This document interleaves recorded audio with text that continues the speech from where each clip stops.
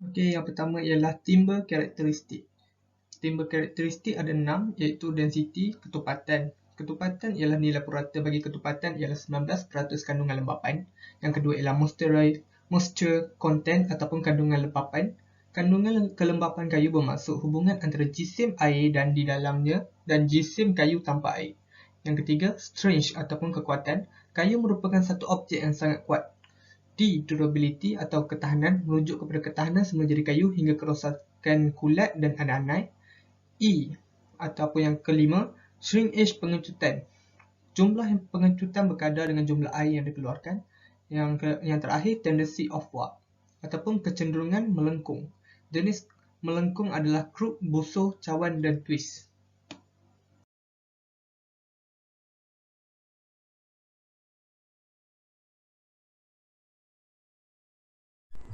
Assalamualaikum warahmatullahi wabarakatuh. Saya Muhammad Nur Kaizan Amni bin Muhammad Daud, 15 DKA 20F2005. Saya akan menerangkan tentang jenis kayu, ketupatan dan ketahanan.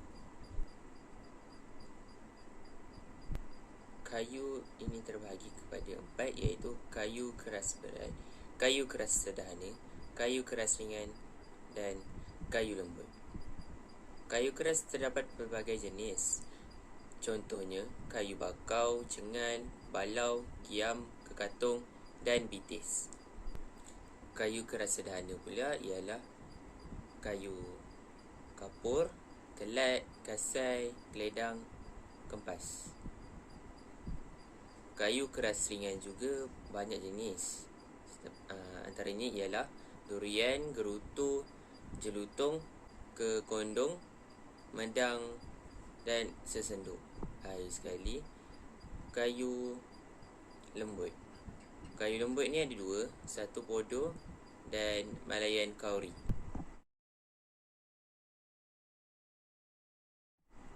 Klasifikasi kayu bagi kayu keras. Kayu keras di antara 800 kg meter padu ke 1200 kg. Kayu bakau ketepatan dia 1040. Dia tahan lama. Dia sederhana tahan lama. Dia kumpulan A.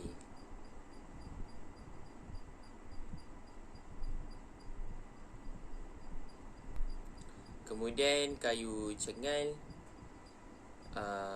ketepatan dia 945. Ketahanan dia tahan lama. Kayu balau, ketepatan dia 975. Dia sangat tahan lama.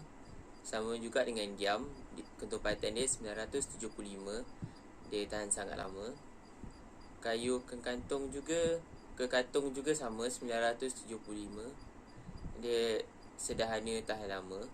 Dan kayu bitis 1105. Dia tahan lama. Seterusnya, klasifikasi kayu bagi kayu keras sederhana. Dia punya jisim dia antara 720 kg kepada 880 kg. Nama kayu tersebut, ketepatan dengan ketahanan dia, semua kumpulan kekuatan dia semua B. Kayu kapur, ketepatan dia 755. Dia tahan lama. Kayu kelat, ketepatan dia 800. Ketahanan dia sederhana tahan lama. Kayu kasai, ketepatan dia 800 juga. Dia sederhana tahan lama. Kayu keledang 800. Dia tak tahan lama. Kemudian kayu kempas, ketepatan dia 880. Dia tak tahan lama. Dan kayu mengkulang 755. Dia tak tahan dengan lama. Kesemua kayu ni dia kumpulan B kecuali kayu kempas. Kayu kempas ni dia kumpulan A. Yang ketiga iaitu klasifikasi bagi kayu keras ringan. Jisim dia lebih kurang lebih rendah dari 720 kg.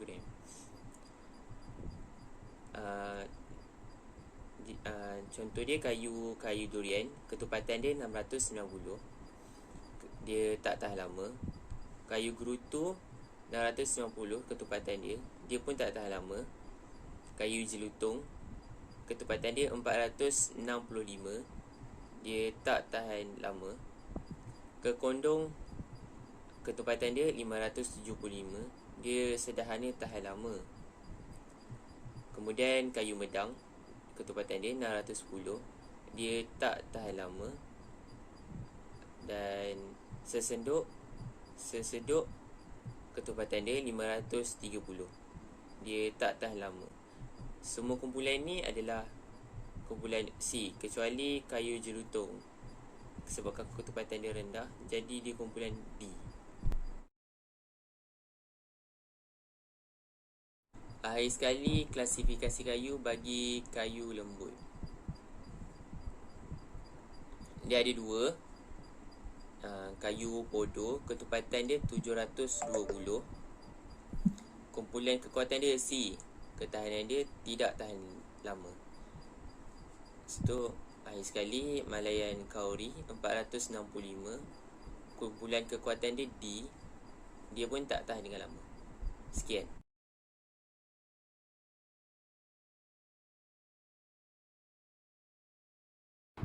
Di sini saya akan menerangkan berkaitan proses pengeringan kayu.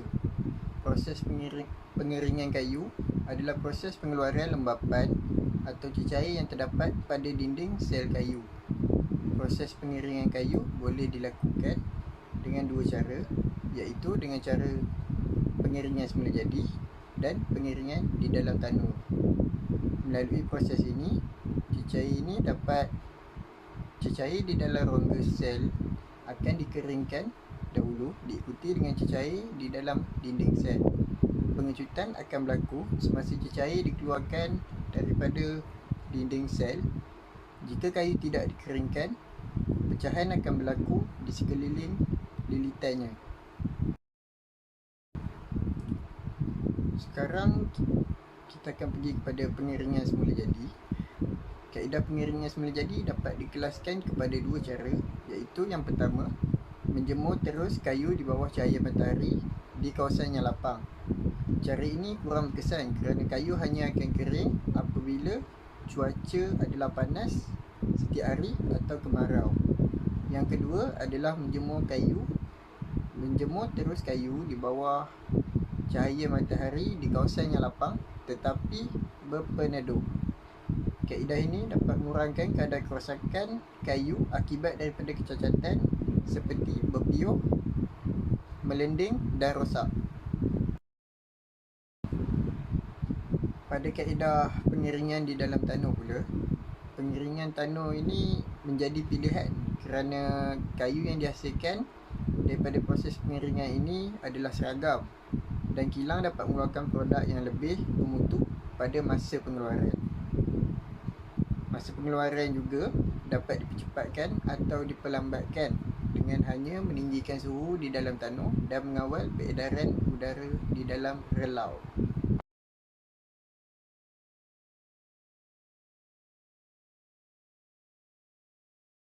Kayu. Kecacatan ini bermaksud apa sahaja yang mengaruhi integriti struktur atau penampilan kayu tersebut. Kecacatan kayu terbagi pada dua faktor, iaitu faktor alam dan faktor luaran. Faktor alam ialah fungi, serangga dan daya semula jadi. Faktor luaran ialah ketika pengawitan atau pengeringan kayu dan ketika conversion. Fungi iaitu kulat yang akan menyerang kayu apabila keadaan seperti ini ada. Kandungan kelembapan kayu melebihi 25% pada asas berat kering, persekitaran cukup panas dan kehadiran udara. Berikut adalah kecacatan yang disebabkan fungi. Noda biru. Kecacatan ini berlaku disebabkan fungi yang menjadikan kayu menjadi kebiruan. Kedua, repot coklat. Repot coklat berlaku kerana apabila sebahagian sebesar kayu dimakan oleh kulat dan membuat kayu menjadi coklat. Kecoklatan. Yang ketiga, repot kering. Repot kering berlaku disebabkan kulat tertentu yang memakan kayu untuk hidup. Mereka membuat makanan dengan menukar kayu menjadi bentuk serbuk kering. Ini berlaku terutamanya apabila tidak ada penggunaan udara atau jika kayu dibumbul dengan tidak betul. Ketiadaan cahaya matahari, kelembapan, kehadiran getah dan akan meningkatkan pertumbuhan repot kering. Menyebabkan kulat ini dapat dicegah dengan menggunakan kayu berpengalaman dan juga dengan mengecat permukaan kayu dengan tembaga sulfat. Seterusnya, repot hati. Repot hati dihasilkan di pokok apabila kulat menyerang kayu bakar melalui dahannya yang baru terbentuk. Kulat ini menjadikan pokok berlubang dengan memakan kayu bakar. Yang kelima, noda getah. Noda getah berlaku apabila kandungan kelembapan di kayu lebih daripada 25%. Kulat akan menyerang kayu getah dan membuatnya berubah warna. Seterusnya, yang keenam, repot basah. Kulat yang akan menguraikan kayu dan mengubahnya menjadi bentuk serbuk coklat keabu-abuan. Pertubuhan kulat berlaku terutamanya apabila terdapat keadaan kayu kering dan basah yang bergantian. Akhir sekali ialah repot putih. Kulat akan menyerang lignin kayu dan meninggalkan sebatian selulosa dan akan menyebabkan kayu berubah menjadi warna putih yang disebut repot putih. Seterusnya, serangga. Serangga yang akan menyebabkan kerosakan kayu yang pertama ialah anai-anai. Anai-anai akan membentuk koloni di dalam kayu dan memakan bahagian inti kayu dengan cepat.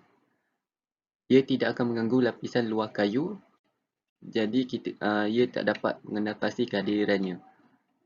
Pokok-pokok di kawasan tropika dan subtropika kebanyakan dipengaruhi oleh anai-anai. Namun, sebahagian pokok seperti jati, sal dan lain-lain tidak dapat diserang anai-anai.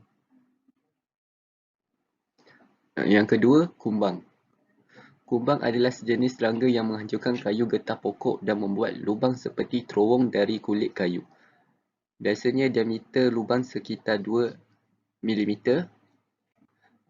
Kumbang akan mengubah kayu getah menjadi bentuk serbuk dan larva kumbang akan menggunakan lubang-lubang ini. Larva kumbang akan diisi ke dalam lubang-lubang ini. Hampir semua pokok kayu keras terdedah kepada kerosakan oleh kumbang. Akhir sekali ialah semut kayu. Aspek seterusnya adalah daya semula jadi. Ia berlaku akibat pertumbuhan dan pecah tisu yang tidak normal. Pengawitan atau pengeringan kayu. Pengecutan anisotropi, warping. Pertama, cupping. Cupping berlaku apabila papan membengkok dari tepi ke tepi di seluruh permukaan papan dan di mana hujung papan akan kelihatan seperti huruf U. Biasa di papan yang dipotong dekat dengan lubang. Papan cupping dikerat menjadi papan yang lebih kecil dan dijadualkan. Mencuba memaksa rata boleh menyebabkan keretakan. Kedua, bowing. Kecacatan pada papan yang membengkokkan sepanjang garis butir. Sekiranya papan diletakkan di permukaan yang rata, kedua-dua hujungnya akan berada di udara. Tidak ada lengkung melintasi biji rin. Ini boleh disebabkan oleh peredaran udara yang tidak rata ketika kayu mengering. Bowing menyebabkan tekanan dalaman akan menjadikan papan sukar dipotong. Pemotongan silang harus dilakukan dengan bowing menghadap ke atas. Ketiga, twisting. Twisting ialah istilah umum untuk papan yang membengkok dalam pelbagai arah dan tidak dapat mengangkalkan garis lurus. Kadang-kadang satu sudut tidak sesuai dengan sudut yang lain. Ia biasanya berlaku apabila corak butiran kayu tidak selari dengan tepi. Yang ketiga, crooking. Keempat, spring dan diamonding. Pengeringan tidak serata, tisu kayu pecah. Pertama, checks. Permukaan, hujung dan dalaman. Perpecahan hujung. Kedua, honeycombing. Ketiga, case hardening. Sekali ketika conversion. Pertama, chip mark. Kecacatan ini berlaku apabila kayu dipotong melalui mesin perancang. Bahagian-bahagian mesin boleh membentuk tanda serpihan di atasnya. Yang kedua ialah diagonal grain. Berlaku apabila gergaji pemotong yang berbeza digunakan. Pemotongan harus dilakukan dengan betul. Sekiranya terdapat pemotongan yang tidak betul oleh gergaji, maka diagonal grain akan muncul. Ketiga, tone grain. Semasa conversion, banyak alat yang digunakan. Sekiranya salah satu alat atau barang berat lain jatuh secara tidak sengaja di permukaan kayu, akan menyebabkan kecacatan yang disebut tone grain. Keempat adalah weight. Kehadiran permukaan bulat asli di permukaan kayu. Jenis-jenis kecacatan kayu. Pertama, knot. Ia adalah keratan rentas atau membujur dahan yang dipotong dengan kayu. Ia boleh mempengaruhi sifat mekanik kayu. Juga kepekatan tekanan berlaku. Kesan simpul bergantung pada kedudukannya di bahagian pokok. Knot lebih keras, padat dan dimiliki ciri pengerutan yang berbeza daripada tisu kayu. Knot terdapat dua knot iaitu live knot and dead knot. Kedua, shake. Shake adalah pemisahan memanjang di kayu berlaku antara dan selari dengan cincin tahunan. Terdapat 4 jenis shake. Pertama, cup shake. Cup shake terbentuk kerana pertumbuhan pokok yang tidak seragam atau lenturan berlebihan oleh silikon atau angin. Dalam kes ini, gegeran berkembang antara cincin tahunan dan memisahkan secara separa. Kedua adalah hard shake. Jenis gegeran ini yang berkembang dalam kematangan menghampiri pokok yang bahagian dalamnya dalam keadaan menyusut. Gegeran ini menyebar dari batu ke kayu getah mengikut arah sinar medulari. Ring shake. Serupa dengan gerakan dengan cup shake, tetapi mereka memisahkan cincin tahunan sepenuhnya. Lepas tu star shake terbentuk kerana panas yang melampau atau tindakan frost yang teruk. Star shake mengembang keretakan yang lebih luas di bahagian luar kulit dari kulit kayu hingga kayu getah.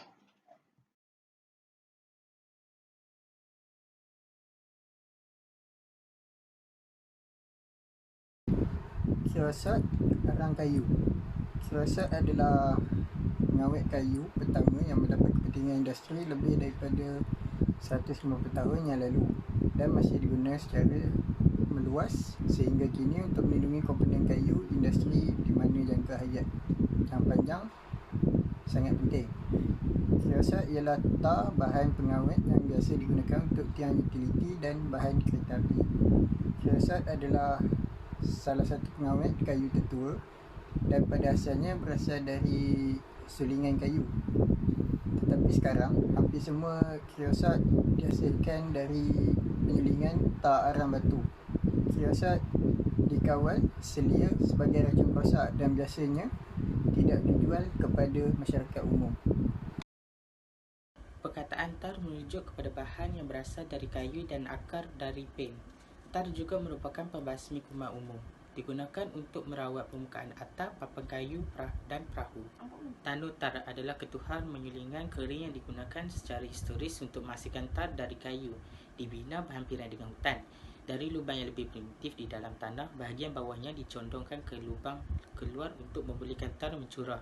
Kayu dibahagikan kepada dimensi jari, ditumpuk dengan padat dengan kotoran dan lumpur dan ditutup rapat. Sekiranya oksigen dapat masuk, kayu mungkin terbakar. Di atasnya api disusun dan dinyalakan. Selepas beberapa jam, tar mula mencurah. Menghasilkan cat tar dengan mencampurkan tar dengan minyak biji rami varnis menghasilkan cat tar. Ia boleh menegangkan kayu dan melindungi dari cuaca. Petroleum. Petroleum menjadi bahan pengawet kerana bahan kimia umumnya tidak larut di dalam air, tetapi biasanya larut dalam petroleum atau pelarut organik lain untuk menembusi kayu. Perkembangan penyelidikan telah menyediakan bahan pengawet bawaan minyak yang diformulasikan sebagai air dalam emulsi minyak atau penyebaran di dalam air. Waterborne. Ia merangkumi pelbagai garam logam dan sebatian lain. Sebatian utama yang digunakan adalah zinc klorida, komposisi arsenik krom tembaga, askew garam arsenik. Bahan pengawet bawaan air ini semakin banyak digunakan untuk kayu, papan lapis dan tiang pagar. Kelebihan. Kemudahan dalam pengendalian, pembersihan dan pengecatan, tidak berbau, tidak mudah terbakar, lebih murah untuk dibeli dan diangkut, perlindungan terhadap cuaca. Seterusnya ialah asid borik atau hidrogen borat, asid borax, asid ortoborat dan asidum barium ialah sebuah asid Lewis boron yang lemah dengan formula kimia H3BO3 atau kadang-kadang ditulis sebagai B dalam kurungan OH3. Asid ini digunakan sebagai antiseptik racun serangga, perangkap neuron dan sebagai bahan untuk menghasilkan sebatian-sebatian kimia lain. Ia mempunyai formula kimia H3B03, kadang-kadang ditulis B03. Ia berbentuk dalam bentuk kristal tidak berwarna atau serbuk putih yang larut dalam air. Apabila berlaku sebagai mineral, ia dikenali sebagai sasolite.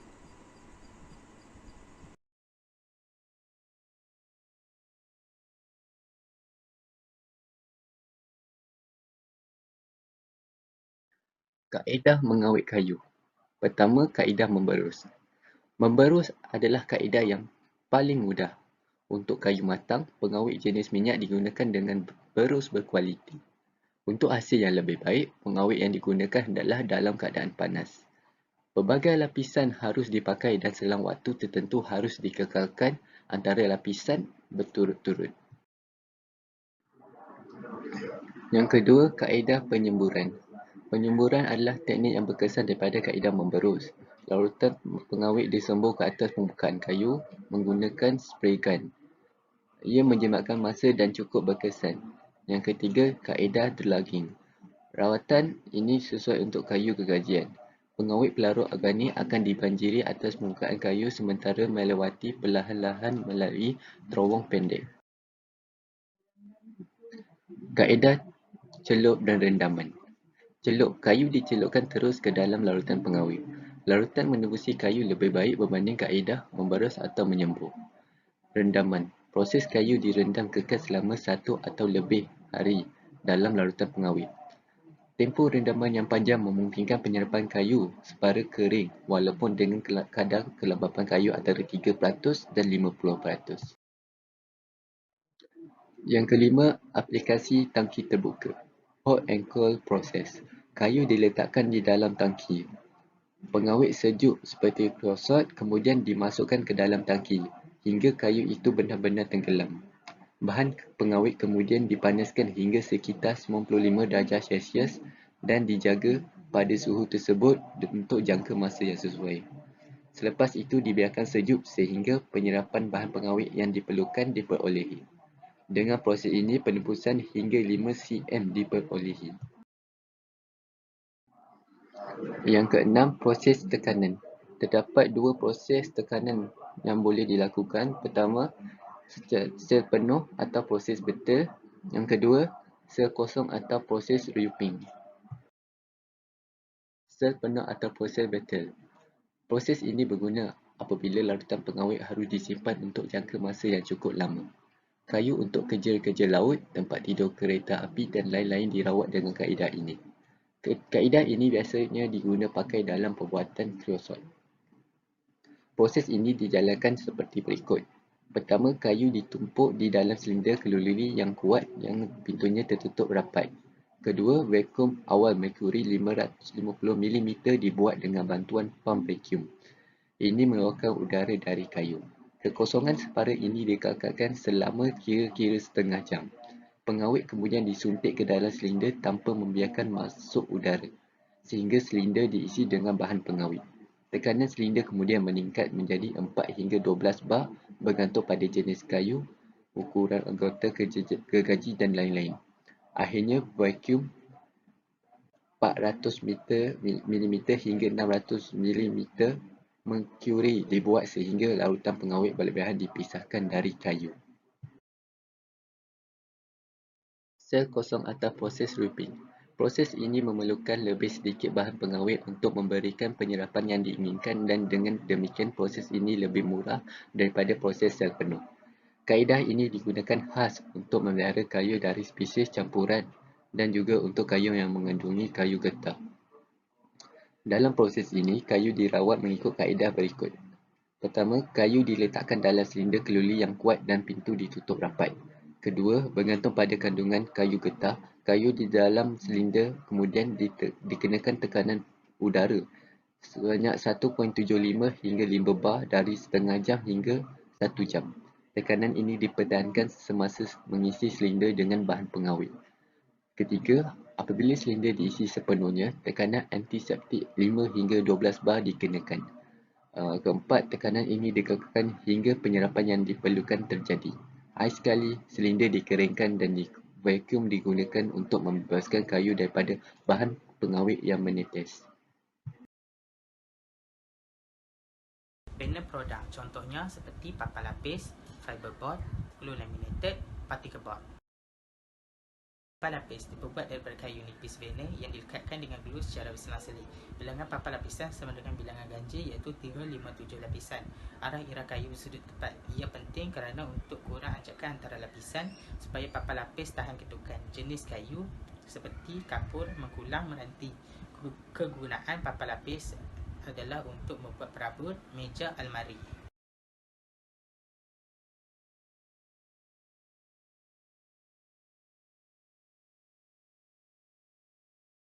Terdapat 3 jenis fiberboard iaitu softboard, MDF board dengan hardboard.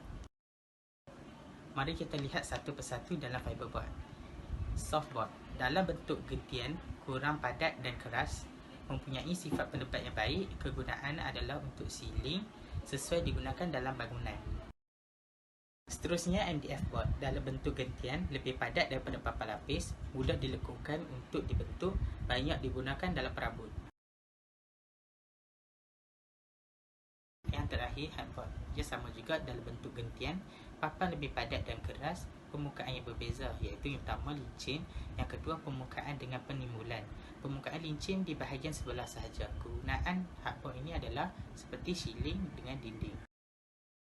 Particle board diperbuat daripada sepihan kayu ataupun lebihan kayu sebagai bahan pendapat haba dan penyerap bunyi. Kegunaan adalah seperti lantai, siling, dinding sekatan. Yang terakhir, glue lam ataupun glue laminated timber. Kayu berlapis berpaku, struktur yang terdiri dari lapisan kayu dimensi yang terikat bersama dengan pelekat. Struktur tahan kelembapan, mudah dihasilkan dalam bentuk melengkung.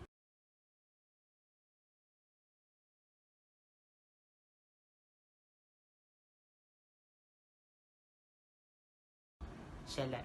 Pelarut yang ada dalam shellac adalah pelarut methylated spirit. Ciri-ciri methylated spirit ni adalah dia mudah meruap dan mudah terbakar. Selain itu, kegunaan methylated spirit dalam shellac ni adalah untuk mencairkan shellac. Shellac boleh digunakan dengan semburan ataupun berus. Cat minyak. Pelarut yang terdapat dalam cat minyak adalah minyak linseed, turpentine, pewarna, minyak varnish. Turpentine ni bersifat berminyak dan dia tidak larut dalam air dan udara. Kalau minyak linseed ni dia menyerap kelembapan jika terdedah dan kayu tu basah, so dia akan serap kelembapan tu. Seterusnya, lekar. Pelarut yang ada dalam lekar adalah seperti tina. Sifat-sifat tina adalah mudah terbakar dan mudah menyejar. Varnis.